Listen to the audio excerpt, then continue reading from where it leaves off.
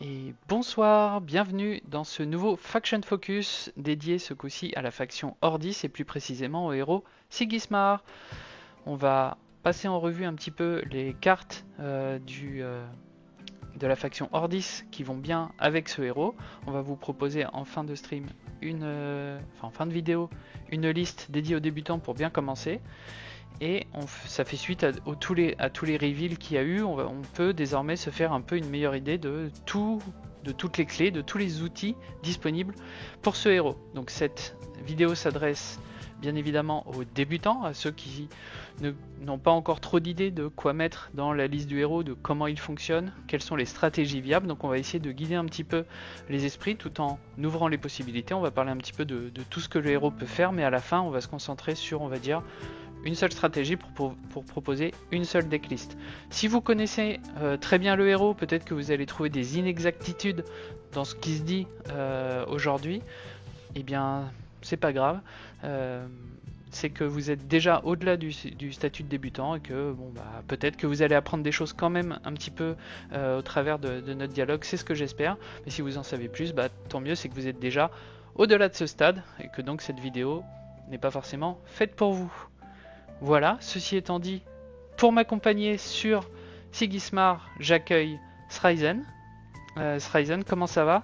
Est-ce que tu peux te présenter?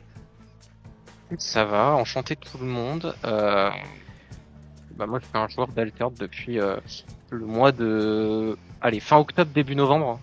J'ai redécouvert le jeu avec le print and play. Et depuis je joue beaucoup au jeu. Globalement j'ai beaucoup joué Ymir et Ordis, qui sont les deux factions qui sont le plus dans mon cœur.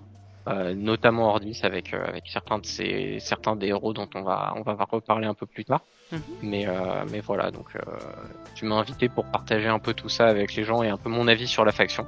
Alors plus tard ou plus tôt, ça dépend de l'ordre dans lequel les gens regardent les vidéos. Plus tard ou plus tôt. En effet. Donc on va pouvoir partager ça avec tout le monde un peu sur mon avis au niveau des différents personnages et les différents héros des différentes cartes et puis voilà. Eh ben écoute, je te propose sans plus attendre de commencer par présenter le héros, quel est son pouvoir, qu'est-ce que ça implique et quelles sont du coup les stratégies que ça ouvre. Parce que je te laisse le présenter, à toi l'honneur. Ok, très bien. Sigismar, on est sur probablement le héros le plus versatile de tous les héros qu'on connaît, les 18 héros. C'est qu'il y a un personnage qui va juste nous dire, au début de chacun de vos tours, vous pouvez créer un token Ordis 1-1-1 dans l'expédition héros. Alors, on n'a pas le choix de l'expédition, c'est bloqué côté héros. Mais ça veut dire en gros tous les tours on a un mana de plus que l'adversaire offert par le pouvoir. C'est très fort dans le sens où cette présence sur le terrain va permettre d'activer certaines cartes d'Ordis plus facilement, va permettre de mettre de la pression sur des tours où normalement on n'en aurait pas mis, des deux côtés par exemple. Donc ça ouvre beaucoup de plans de jeu, ça ouvre des plans de jeu autour du sacrifice également. On va voir qu'on a récupéré pas mal de cartes qui viennent de chez Ymir notamment, ou même qui sont natifs chez Ordis, qui jouent autour du sacrifice, et qu'on a entre guillemets gratuitement puisqu'on en a ce petit token supplémentaire en début de tour. Ouais, je suis d'accord que c'est pas seulement un mana supplémentaire, c'est-à-dire que si le héros te donnait juste un mana de plus, ça serait quand même beaucoup moins fort. Non, ça offre également un body qui est là et qui demande une réponse. Donc l'adversaire va devoir jouer en face. Et c'est rare que quelqu'un puisse en gros mettre une 1-1-1 pour 0 en face. Donc il va souvent mettre plus de ressources que ça. Donc en fait, c'est non seulement tu as un body direct qui menace de remporter l'expédition, car on le rappelle, peu importe que vous soyez Shenlong ou une recrue Ordis, si vous êtes sans opposition, vous avancez de 1, quelle que soit votre force. On n'est pas à Magic où finalement une créature qui aurait eu 12 de pouvoir d'attaque enlèverait 12 PV. Et là, mine de rien, c'est quelque chose à réaliser. 1-1-1, ça avance de 1 comme tous les autres personnages. C'est ça, ça peut vite mettre beaucoup de pression. Et en plus, on peut jouer avec cette pression avec des cartes, on va en reparler, comme Gift of Self, comme Anubinis, etc., qui peuvent être très punitives ou donner un gros avantage sur la partie. En effet. Du coup, on va voir donc Sryzen, on va voir ce que tu nous as proposé comme étant les cartes staple pour ce héros Sigismar, et on va découvrir ça sans plus attendre. Par quoi est-ce que tu as envie de commencer? Pour toi, quelle est l'essence même de Sigismar qui donne peut-être le corps du build et qui donne envie de build autour? Alors c'est difficile pour Sigismar, honnêtement plus que pour les deux autres héros. Pour quelle raison? Parce que comme je l'ai dit, c'est un héros qui est extrêmement versatile. C'est un héros qu'on peut jouer très agressivement. C'est un héros qu'on peut jouer de façon beaucoup plus lente, très contrôle. Et c'est un héros qu'on peut jouer entre les deux. Et du coup, en fonction de ce qu'on aime et de comment on a envie de le jouer, on va pas forcément avoir les mêmes cartes qui sont au centre du deck. Par exemple, si on veut jouer quelque chose de très agressif, on peut avoir envie de jouer partons sur les permanents notamment. On va vouloir jouer le Monolith Bastion Ordis en version rare. Pourquoi? Parce que il coûte moins cher, donc on va pouvoir le poser plus vite, plus facilement, ça nous coûte moins de tempo. Bon, en échange, il va pas booster nos jetons, mais à côté de ça, on va jouer que des petites cartes pour, par exemple, ensevelir l'adversaire et profiter du boost qu'il nous donne au maximum. Si on prend l'exemple de la troupière Ordis, pareil à côté, c'est une carte qui double sa valeur si on a un bastion, en jeu. Pareil pour le héros de papier. Et du coup, c'est quelque chose qui va permettre de mettre énormément de pression. Si on veut jouer quelque chose d'un peu plus mid-range, un peu plus lent, un peu plus basé sur le setup, on va pouvoir jouer par exemple le Monolith, mais cette fois-ci en version commune. Là, on a une carte qui va permettre de booster également nos tokens. Alors ça coûte plus cher, faut préparer un peu plus le fait de le poser. Ça peut être un peu plus facilement puni, mais par contre, ça va permettre sur des cartes comme alors je les ai pas mis dans le cœur du deck, mais sur des cartes comme les KD Ordis par exemple, on peut aller les chercher. Ouais, d'avoir très vite beaucoup de valeur, puisqu'on va avoir 2 cartes boostées, on va prendre 2 boosts en plus.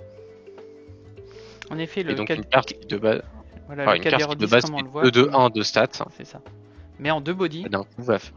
En 2 body, d'un coup va faire 4-4-3 de stats pour 2 mana. Donc on arrive très vite sur des cartes à beaucoup de mana.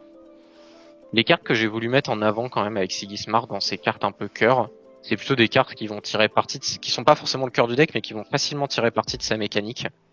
On va retrouver notamment Ozma, qui est probablement un des meilleurs moteurs de pioche du jeu, toute faction confondue, puisqu'elle peut permettre de piocher 2 cartes, vu que c'est un effet de quand la carte est jouée et pas jouer de la main ou jouer de la réserve.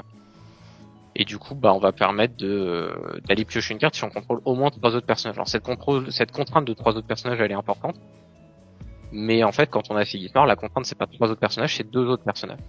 À moins qu'on ait été géré, mais effectivement c'est quand même rare qu'on nous gère le petit 1-1-1 qui est généré. On peut penser aussi à l'Ordis Carrière, le transporteur d'Ordis qui, s'il est en jeu, nous met directement une deuxième recrue. Donc effectivement, Ozma à ce moment-là est très facile à proc. Effectivement, 3 autres personnages, ça veut dire que Ozma serait le 4e personnage sur le board. C'est plus facile à atteindre avec Sigismar. Il y a le Kakoba également en dessous qui a exactement la même contrainte, mais pour mettre plus de stats. Kakoba qui a la même contrainte, mais qui quand on l'atteint devient une 4-4-4 pour 3 mana, donc ça fait quand même pas mal de stats chez Ordis, et qui en version rare, c'est pour ça que j'ai mis les deux, devient même une 5-5-5 pour 3 mana. Si on a un monolith, ça devient même une 6-6 pour 3 mana. Alors là, autant dire que ça commence à faire très mal. Oui, parce qu'on voit en rare, par exemple, on a accès également, je crois, à la guerrière Bravos, qui est déjà une 4-4-4 pour 3. Donc, Kakoba se bat un petit peu dans la même catégorie, j'ai envie de dire. C'est juste aucun effet particulier à part apporter des stats pour un coup de 3 en main et 3 en réserve. Donc on est exactement sur le même profil de carte. Évidemment, Kakoba étant conditionnel, il a un plus haut ceiling, enfin un plus haut payoff potentiel. Mais effectivement, donc un payoff qui est facilité avec Sigismar. Alors que dans Gulrang, peut-être qu'on aura, si jamais on a à choisir entre les 2 cartes pour un slot de rare, on aura peut-être envie de préférer la guerrière. C'est ça. Ici, il faut aussi partir du principe que Sigismar, c'est un deck qui va très souvent vouloir go wide, c'est-à-dire poser beaucoup de créatures sur beaucoup de personnages plutôt que de faire des personnages avec des très gros stats. Et du coup, bah, toutes ces cartes qui profitent d'avoir beaucoup de personnages, j'en ai mis quelques-unes, hein, Kakoba, Ozma, Chargé également, qui va prendre énormément de valeur dans ce genre de deck. Bah, c'est des cartes qui sont intéressantes sur ces guides de base parce que bah, on a juste une carte en plus à chaque tour. Sans compter des cartes qui peuvent permettre de faire, entre guillemets, de poser 2 cartes pour une, comme le Cador 10 dont on a parlé, comme la Gardienne de la Porte, dont on parlera de toute façon également. Je vais peut-être mettre un petit filtre Ordis en plus. Donc la gardienne de la porte qui est ici, qui également, comme les cadets Ordis, crée un body supplémentaire, mais qui va le créer du coup dans l'autre expédition ce coup-là. Ce qui je crois est considéré comme étant un tout petit peu plus fort en général. On retrouve ce genre de mécanique avec l'armurière en axiome, qui a l'avantage de la versatilité, qui peut mettre son token du côté où elle en a envie, mais effectivement, à choisir entre les deux, mettre de la présence des deux côtés potentiellement avec une seule carte, c'est souvent quelque chose de très puissant et de recherché. Donc là, effectivement, encore une fois, ça synergise beaucoup avec le monolithe ou la charge. Tout simplement. Et on a sa version rare qui est intéressante aussi, qui perd en stats en montagne, mais qui en échange fait un token de chaque côté. Donc on fait plus de présence sur le plateau, donc on va encore plus profiter de toutes ces cartes là qui jouent sur le fait d'avoir beaucoup de personnages en échange d'un petit peu de statistiques. Après, elle gagne, du coup, quelque part, elle gagne quand même un en herbe et un en eau en version rare, et elle perd un en montagne. Donc en vrai, on gagne quand même des statistiques, on les lisse un petit peu plus, mais c'est surtout on va se qu'on rendre fait compte un body de plus, quoi. Ouais, on va se rendre compte que souvent dans les decks Sigismar, et notamment dans des decks plus agressifs, parce que Sigismar va être le héros agressif entre guillemets de la faction Ordis, les stats un peu asymétriques, c'est quelque chose qu'en général on apprécie, que ça permet d'aller chercher des expéditions assez facilement. Ce qu'on appelle les personnages un peu spike, du coup, avec voilà, qui privilégient une ou deux statistiques au profit des autres. On a beaucoup ça chez Lyra qui ont carrément des zéros pour compenser. On a pas mal ça chez Bravos également. Un petit peu moins chez Ordis. Ordis c'est un petit peu plus tendance à avoir un petit peu plus des statistiques flat. Donc c'est comme tu dis, c'est peut-être quelque chose. Si on a envie d'avoir une stratégie un peu agressive où on avance à coup sûr, on veut s'assurer de pouvoir avancer. Effectivement, un petit spike par-ci par-là, ça peut être ce qui va surprendre l'adversaire. On va mettre 3 de stats alors pour moins que ce que l'adversaire imagine. Hein. Donc bon, c'est un peu le mauvais exemple Lordis Gatekeeper en l'occurrence, puisque du coup elle met 3 pour 3. Bon, elle met une quatrième mais de l'autre côté. Mais par exemple, on peut penser à la Bravos Pathfinder qui pour 2 de mana va mettre 3 en eau et 3 en montagne. Donc en général l'adversaire, bon, s'il connaît les cartes, il peut s'y attendre, mais c'est toujours surprenant. Pour revenir sur une des cartes que tu as mise, le héros de papier qui met 2 en eau pour 1 de mana, ça peut surprendre. C'est ça, c'est une carte que je trouve... Honnêtement, c'est une carte qui est extrêmement forte dans tout Ordis. C'est un peu comme la troupière, je l'ai mis pour la même raison. On est sur des cartes qui sont... des staples, mais pas pour un héros en particulier, juste parce que des cartes à 1 mana déjà, c'est extrêmement fort dans Altered. Que ça permet de rendre la main à l'adversaire à moindre coût. Et au-delà de ça, on met... un 1-1 pour 1 mana, et même le héros de papier en plus est une carte spike, donc c'est incroyable. Le défaut du héros de papier, c'est que ça prend un slot de rare, et donc on n'a pas toujours envie de donner un slot de rare à cette carte là. Peut-être pour ça que dans certaines listes elle est pas présente. En effet. Qu'est-ce que tu penses de la stratégie parce que tu parlais que le monolithe à 5 était peut-être plus adapté à un deck mid-range et moins agressif, que le monolithe à 4 favorisait cette stratégie. Pourtant, Sigismar, d'après les staples que tu nous mets là, a quand même envie, comme tu dis, de go wide, et surtout, on a l'air de beaucoup se concentrer sur des cartes qui créent des jetons. Sigismar lui-même crée un jeton, donc finalement, le monolithe rare, est-ce qu'on a réellement tant que ça envie de le jouer dans Sigismar, est-ce que c'est pas possible d'arriver à, on va dire, une stratégie très low curve, mais on joue quand même le monolithe à 5 en se disant que notre low curve nous a permis de prendre l'avantage en début de partie, et c'est pas grave si à un moment donné l'adversaire rattrape d'un côté, et on joue quand même le monolithe pour se donner un second souffle et tenter de plier la game en donnant énormément de value à toutes les cartes qui produisent aussi un jeton, comme on l'a vu, la gardienne de la porte ou les KD-10. Ouais. Alors c'est complètement possible, pour moi on est déjà beaucoup plus dans du mid-range, même si on garde une agressivité en début de partie, parce que quand on va vouloir jouer en monolith commune, on va quasi à coup sûr sacrifier 2 expéditions. Et sacrifier 2 expéditions, c'est quand même se ralentir beaucoup pour un deck agressif. Le monolith rare, je l'ai mis plus dans une optique où on joue un deck qui est très agressif, qui va jouer sur des héros de papier, des troupières, des guerrières du Havre, comme t'as cité un peu plus tôt, des Kakoba. Des cartes qui font pas forcément produire de jetons, qui vont juste faire beaucoup de stats pour leur coût en mana, ou qui vont rendre la main. Et le monolith, c'est plus... C'est une stratégie bravo, on n'est pas chez Ordis. Avec Sigismar, on peut tout faire. Et le monolith, en l'occurrence, est plus là pour donner un second souffle en fin de partie. Et du coup, le jouer en rare est intéressant parce que on va avoir besoin d'un coût en mana faible pour quand même pouvoir avancer et poser des stats. Donc le coût en mana un peu plus faible est intéressant. Quand ça coûtait 3 mana, c'était encore plus fort, mais maintenant ça coûte 4.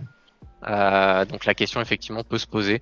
Mais le monolith rare est plutôt intéressant dans ce type de deck là où on va jouer sur des cartes qui ont des bonnes stats que sur des cartes qui vont faire beaucoup de présence sur le bas. Yes. Donc là on est un peu moins dans une optique de go away.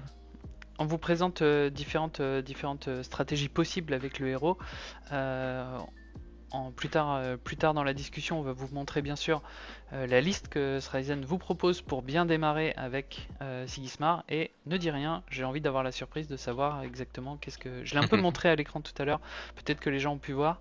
Mais sinon, ça sera la surprise de voir finalement qu'est-ce que toi tu as considéré comme étant le plus simple à appréhender pour jouer ce héros et bien débuter avec. Donc évidemment, on a parlé un petit peu de tout ça. Il nous reste Anubis. Moi, là, j'aime beaucoup Anubis. En voyant le héros comme le personnage comme ça, on voit que ça synergise très bien avec le héros parce que, en fait, comme on doit sacrifier quelque chose, Sigismar nous offre de la nourriture à Anubis de façon extrêmement rapide et innée. Et donc, si l'adversaire, par exemple, joue un Shenlong en face, nous on peut répondre avec Anubis. On n'est même pas obligé de sacrifier Anubis. On peut sacrifier uniquement le token. Et on fait énormément de value. Donc contre Sigismar, Anubis est une menace constante avec laquelle les joueurs en face doivent composer et de laquelle ils doivent se méfier. Par contre, la force d'Anubis, on est plutôt dans des CI peut-être un petit peu plus contrôle, voilà, vraiment plus lent. Mais cette présence du petit token en fait à sacrifier rend le Anubis extrêmement fort. Alors j'ai mis ces 2 versions. Que même si on perd un petit peu de spike, on a cette réduction de coût en mana qui peut être intéressante. Et de la même façon, dans le deck un peu plus contrôle, on a l'entraînement à l'esprit d'équipe, qui est une très bonne carte également de contrôle, et notamment dans des decks qui vont partir un peu wide, faire beaucoup de tokens. Voilà, quand on dit wide, c'est qu'on va poser beaucoup de cartes sur le board qui vont donc aller sur le côté les unes des autres pour montrer dans les expéditions. Donc notre board va s'élargir, hein. Pour ceux qui connaîtraient pas le terme, on l'a pas mal utilisé déjà. Faut peut-être un petit peu expliquer aussi si jamais il y a des gens qui regardent cette vidéo et qui veulent débuter et qui connaissent pas tous les termes. Donc go wide, ça veut dire poser plein de personnages. Et donc effectivement, on a des cartes qui profitent du fait qu'il y a plein de personnages comme Ozma, Kakoba, on en a déjà parlé, mais également l'entraînement à l'esprit d'équipe. C'est marrant, moi je vois ça comme un petit peu l'intimidation chez Bravos, c'est-à-dire une carte tempo. Pourquoi effectivement, elle envoie en réserve, mais à la fugace. Donc en vrai, on va perdre une carte complète pour faire perdre une demi-carte à l'adversaire. Donc c'est un peu de carte disadvantage, mais elle coûte vraiment pas cher, et ça peut être la différence entre gagner une expédition et la perdre, mais effectivement au prix d'avoir un peu sacrifié une carte de sa main. Du coup, j'ai envie de dire, même Bon. même dans une stratégie un peu agressive, si jamais on peut avoir un shot à avancer des deux côtés lors d'un tour et gagner la game de façon inattendue, garder l'entraînement et l'esprit d'équipe pour ce tour décisif. Moi, ça me choquerait pas de voir ce genre de carte dans des stratégies même très low curve, très agressives de Sigismar. Ouais, non, pas du tout. On est sur un des rares sorts de contrôle qui coûte que 2 mana. Je crois d'ailleurs il y a 7 cartes, Intimidation Off you go depuis la main. et éruption, Off Hugo et Éruption. Je crois que c'est les 3 seuls. Et, enfin, les 4 seuls. Et au final, c'est peut-être celle qui présente le moins de contraintes. Puisque Off Hugo, on est très vite limité puisqu'on est limité à une carte qui coûte 3 mana ou moins. Donc en fait là dès qu'on a 3 personnages on est déjà meilleur qu'un Off Hugo. On n'a pas le contre-coup de l'intimidation qui renvoie dans la main et donc qui ne retire pas une menace. Et on n'a pas le problème de mana éruption mais qui pour moi est un vrai problème de sacrifier du mana. Ça c'est les discussions bravos. C'est vraiment une carte en effet extrêmement forte dans Sigismar. Voilà, on a fait le tour un petit peu des staples. Alors, ouais. Il y a une dernière carte que j'ai pas pu mettre dedans, mais qui pour moi est vraiment juste exceptionnelle dans Sigismar. C'est le Gift of Self. Qui est une carte qui en fait coûte 2 mana, qui demande de sacrifier un personnage pour piocher 2 cartes. C'est parce qu'elle n'est pas présente sur le site, donc on va la montrer avec les moyens du bord. Don de soi, la voici. Hop. Donc c'est une carte qui a été révélée assez tôt, mine de rien. Je crois qu'on l'avait vu dans un des tout premiers lives AMA de Kinox, mais qui est toujours pas sur le site officiel. Donc ouais, on est sur une carte, voilà, sacrifier un personnage pour piocher 2 cartes. Je pense que c'est la carte ça fait partie des cartes qui font le piocher le plus. Avec Sigismar, les sacrifices on l'a assez facilement puisqu'on a un token, on a une 1/1 qui nous est donnée chaque tour. Donc la carte est juste folle et je pense qu'elle sera présente dans à peu près tous les Sigismar. Le dessin est exceptionnel et je trouve que c'est une carte qui représente excellemment bien l'idée comme quoi la carte commune en out of faction dans une autre faction est suffisante, voire même peut-être même plus puissante que la rare dans la faction d'origine. Gift of Self, tiens, on voit le Alt Gift of Self sur la version rare qui est un reliquat des playtests à l'époque, à une époque où ils avaient des problèmes avec les noms des cartes et ils devaient différencier la rare en changeant le nom, ils avaient mis Alt. Petit détail rigolo, voilà, si vous voulez l'anecdote. Effectivement, ouais, la carte Gift of Self en version rare chez Ordis, ça serait complètement cassé, puisque ouais, ce serait ridicule. Puisqu'en fait, il se trouve que Izmir, dans son ensemble, a un petit peu moins de facilité à avoir de la nourriture à sacrifice que Ordis, pour qui c'est extrêmement simple. Très bien. Complètement, et dans Izmir, la question peut se poser entre les deux, parce qu'en plus le coût en mana de la version rare est plus cher. Et c'est vrai que dans Ordis, ça aurait été complètement stupide, donc on a eu juste la commune, ce qui est déjà très très fort. Ce qui est très fort, ouais. En effet. On passe à la liste ? On peut passer à la liste. Allons-y. Alors, déjà avant qu'on passe en revue l'ensemble des cartes, est-ce que tu penses que le Gift of Self qu'on a vu précédemment, il manque quelques cartes encore sur le site, donc il manque encore quelques cartes sur le deck builder. Ça a été le cas pour d'autres. Vous verrez, c'est le cas aussi pour d'autres listes qui ont été proposées dans des Faction Focus. Est-ce que tu aurais changé quelque chose vis-à-vis de cette liste par rapport à l'absence de certaines cartes ? Alors, oui, de façon très simple, en fait, j'aurais remplacé les Baba Yaga par des Gift of Self. Même si la présence de Baba Yaga est la présence sur le plateau est très cool. Le fait de piocher 2 cartes, c'est juste beaucoup trop fort. Mais vous pouvez quand même jouer Baba Yaga si vous n'avez pas les Gift of Self à la sortie du jeu, ça fonctionnera très bien. Très bien. Et ben, maintenant qu'on sait ça, tous ceux qui découvrent après la liste vont pouvoir faire les ajustements nécessaires. Sur quelle stratégie tu nous entraînes pour débuter avec Sigismar ? Comment est-ce que tu vois la liste que tu nous proposes ? Alors, je suis parti sur une liste qui a pour objectif de go white, comme on le dit depuis un moment. et vraiment de mettre en valeur ces personnages et ces cartes qui synergisent très bien avec. Donc on va avoir Ozma, Kakoba et le Bastion Ordis en version commune. Que la meilleure façon de go wide, c'est de faire des tokens. Et donc on va vouloir jouer la version commune plutôt que de la version rare pour que les tokens soient boostés également. Et à côté de ça, on va avoir on va avoir de la pioche dans le deck pour pas s'essouffler. Parce que comme on voit que la curve de mana est assez basse, hein, quasiment le plus cher est à 3 mana en dehors du bastion. Donc on va vite s'essouffler en milieu fin de partie. Du coup, on va chercher de la pioche. On a le scribe runique en version rare qui nous permet d'aller ravitailler. Alors, pas de la pioche, mais c'est du ravitaillement. Le scribe qui doit être sur le site, parce que du coup, voilà, en version commune, il ne fait pas de ravitaillement, donc il ne fait pas de card advantage. C'est que depuis la main. Donc si on resupply un scribe, c'est dommage. Mais bon, le risque est faible. Si on resupply un scribe, c'est dommage. Après, voilà, c'est des choses qui peuvent arriver, mais ça reste du card advantage. Ça reste une carte de plus à jouer pour le tour. Quand on est en fin de partie, des fois, même si c'est un scribe, on est content de l'avoir. Donc on a l'espionne qui quelque part nous fait pas de card advantage, mais on fait du card disadvantage pour l'adversaire, et en plus depuis la réserve, comme tu l'as mise en rare, elle permet de go wide. C'est ça, c'est surtout pour ce go wide depuis la réserve qu'on va la jouer. Et à côté de ça, donc comme tu as dit, pour piocher de la carte, on a Ozma qui peut faire piocher 2 cartes, et le Gift of Self qui va faire piocher 2 cartes également à la place de Baba Yaga. Et la procuratrice qui m'étonne un petit peu dans cette liste.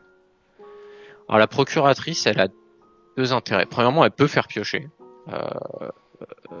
C'est une carte que j'apprécie beaucoup parce qu'elle peut faire piocher. Même si elle fait pas piocher, elle a des stats qui sont corrects. Et en fait, elle va faire se poser une question à l'adversaire qui est: est-ce que j'ai vraiment envie d'aller contester l'expédition sur laquelle il se retrouve la procuratrice? Est-ce que j'ai envie d'aller gagner cette expédition-là, quitte à faire piocher mon adversaire, ou est-ce que celle-là je vais lui laisser? Donc c'est plus une carte qui est là pour faire cogiter l'adversaire, pour le faire gamberger sur des lignes sur lesquelles il serait pas forcément posé de questions à d'autres moments. Intéressant. C'est peut-être un peu tech pour un début, pour un deck de début. Moi j'aurais tendance à essayer de me dire, comme tu dis, ça fait poser une question à l'adversaire, mais du coup il faut que tu arrives à la jouer suffisamment bien pour que ça pose un dilemme. Donc voilà, moi je trouve ça très intéressant et très cool. Elle est là pour se faire. En fait, elle est là pour tout en apportant des stats corrects. C'est-à-dire qu'en gros, on peut difficilement mal jouer une procuratrice. Ça reste une 2-3-3 pour 3. Même si elle est pas jouée de façon optimale, elle restera intéressante sur le plateau. Et ça permettra à un débutant de lui faire se poser ses premières questions. Est-ce que ça vaut le coup de jouer cette carte j'investis un peu de mana pour avoir un retour sur autre chose. Est-ce que je la joue sur une expédition où j'ai vraiment envie d'avancer, ou est-ce que je la joue de l'autre côté pour aller piocher? C'est plus dans l'idée de commencer à faire progresser les gens en se posant un peu des questions, parce qu'on s'en pose pas beaucoup avec ce deck-là. Poser un peu des questions sur quelle expédition on va jouer, qu'elle est présente. J'ai envie de te proposer, parce que tu parlais de Lord Spite, je reviens un petit peu là-dessus. Tu me disais qu'elle était là surtout pour Go Wide, plus que pour même si évidemment oui. le sabotage est toujours intéressant. Pour Go Wide, moi je trouve que chez Ordis, on a une carte qui vient de chez Bravos qui est incroyable, qui est le Ratatosker. Ouais, le Ratatosker est incroyable. On aura l'occasion d'en reparler sur un autre, sur Gulrang, notamment quand on abordera Gulrang. C'est une carte qui est très sympa parce qu'elle génère beaucoup de tokens. J'ai fait d'autres choix de cartes qui génèrent des tokens dans le deck. Je pense qu'on a quand même besoin d'avoir, dans la mesure du possible, des sabotages dans les decks altered. Oui. Parce qu'on va avoir des cartes qui vont partir en réserve qu'on va absolument pas vouloir revenir. Ça peut être contre des axiomes qui vont avoir des ruches qui ont été ravitaillés, qui sont en réserve. Ça peut être contre des Muna où ils vont avoir des Philic Drasil qu'on veut pas voir revenir parce qu'on les a déjà vus une fois et c'est suffisant. Je trouve que le sabotage a vraiment une valeur importante dans Altered, puisque il permet de gérer un peu cette réserve et donc la main adverse. Et c'est pour ça que j'ai fait le choix de l'espionne plutôt que du Ratatosker. Ratatosker est une très bonne carte, il y a aucun doute là-dessus. Très bien, très bien. Bah, peut-être que je trouve qu'il est Oui. il est d'autant plus sublimé dans un autre héros, et ça, je l'ai pas forcément mis dans celui-là et je l'ai mis dans l'autre. Je suis d'accord. C'est juste qu'en termes de simplicité, peut-être que si on passe par exemple les Ordi Spy en commun, on garde toujours les sabotages et on remplace en slot de rare, on prend les Ratatosker, on peut se permettre d'enlever les procuratrices par exemple, peut-être un peu plus tech, et on a un truc un petit peu plus simple à jouer pour les débutants. Ça peut faire partie des choses, voilà, on vous propose des possibilités de toute façon. Je recopierai, je pense, une decklist pour la proposer en lien dans la vidéo là, que vous avez en dessous normalement. Voilà. Mais c'est intéressant d'en discuter avec Sryzen pour voir un petit peu qu'est-ce qui peut être fait. Et ben, une possibilité, ce serait de mettre 3 Ratatosker à la place des espionnes et 2 espionnes à la place des procuratrices, mais en commune cette fois-ci, par exemple. Ouais, c'est ça. Ça marcherait très bien aussi. Et donc, pour générer les tokens, on fait le choix des gardiennes et des cadets. Alors, gardienne, t'en as mis qu'une. Alors, gardienne, j'en ai mis qu'une. Par manque de place. Par manque de place, une erreur de ma part. En vrai, il faudrait la jouer en 3 fois, typiquement à la place des procuratrices. Je pense que c'est quand j'ai ajouté sur Deck Builder où je me suis un peu emmêlé les pinceaux. Je maîtrise pas encore parfaitement l'outil. T'inquiète pas, merci à Jordat de nous permettre d'utiliser son outil, c'est vraiment super. D'ailleurs, si vous voyez, il a fait un petit changement pour que je m'y retrouve un petit peu mieux en stream juste avant le stream, donc vraiment, je crois que c'est quelqu'un d'autre qui a poussé le changement, mais quelqu'un de l'équipe d'Ajordat. Donc merci à eux, super boulot. Mais effectivement là, il manque peut-être de quoi changer un petit peu la decklist en direct. Donc oui, 3 gardiennes par exemple. Hop là, je t'invite à recharger la page et ça modifie. Voilà, c'est parfait. C'est pour ça aussi c'est intéressant d'avoir des retours en direct. Très bien, on n'a pas trop parlé du transporteur Ordis. C'est juste des Sigismar bis qui vont dans la zone de repère quoi finalement. Et ça, honnêtement, en plus c'est très simple à mettre en place avec Sigismar parce que la présence du token fait que on perd moins entre guillemets sur un tour où on va jouer le transporteur qu'avec d'autres héros. Et puis tout simplement voilà, il va créer des jetons, il va créer un jeton en plus chaque tour, donc ça facilite les Kakobas, ça facilite les Ozma, ça donne encore plus de valeur aux chargés, aux monolithes, etc., etc. Ça synergise avec beaucoup de cartes du deck. Oui, et puis j'imagine que c'est rare aussi qu'on puisse le gérer pour moins de 3 mana. Donc globalement, même si l'adversaire le gère, on n'aura sans doute pas perdu grand chose en termes de tempo. Oui, en général, elle sera même pas gérée, parce qu'on l'adversaire préférera accepter d'avoir à traiter avec un transporteur tous les tours, plutôt que d'investir du mana pour le gérer. C'est un bon premier tour pour toi ou il vaut mieux le jouer plus tard quand on a déjà entre guillemets la possibilité de mettre la pression sur un côté et tenter de le remporter tout en jouant le transporteur Ordis sur par exemple imaginons un tour de jeu. Je vais illustrer ça pour ceux qui débutent. Imaginons un tour de jeu où on joue du côté de notre jeton qui a été généré par Sigismar et on insiste sur ce côté-là en disant je vais le gagner. L'adversaire voit qu'on met beaucoup de stats de ce côté-là, il va peut-être passer à un moment donné en disant bah écoute, tu veux faire du 1 pour 1, moi ça me va. Et nous, il nous reste toujours 3 mana, on le joue et on force le setup comme ça, sans pour autant perdre littéralement d'avance quoi. Alors, ça peut être un premier tour envisagé, ça dépend de beaucoup de facteurs. Ça peut être un premier tour qui est pas mauvais. Comme toutes les cartes de ce type-là, plus on la joue tôt, plus elle va entre guillemets, plus l'investissement sera fort pour la partie. Je pense notamment au Monolith par exemple, plus on le pose tôt, plus il va nous donner de boost tout au long de la partie, donc plus il aura fait de valeur pour 5 mana. Lui c'est pareil, plus on le pose tôt, plus il aura créé de tokens et donc plus il aura fait de valeur pour 3 mana. Après il y a des factions contre lesquelles jouer ça au premier tour ça peut être très dangereux. Je pense à des Kojo par exemple qui peuvent prendre 2 expéditions dès le premier tour si on joue ça, on peut se faire punir.